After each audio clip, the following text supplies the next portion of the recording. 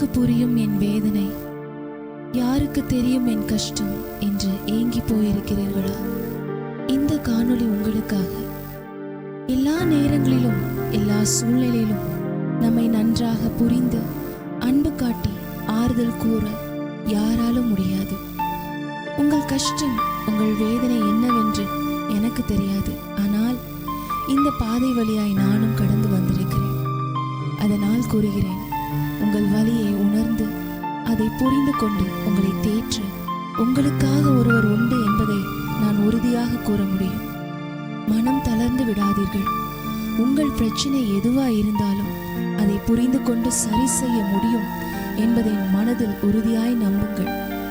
வேதம் இவ்வாறாக கூறுகிறது, கர்த்தாவே, உம்மை தேடுகிறவர்களை நீர் கைவிடுகிறதில்லை.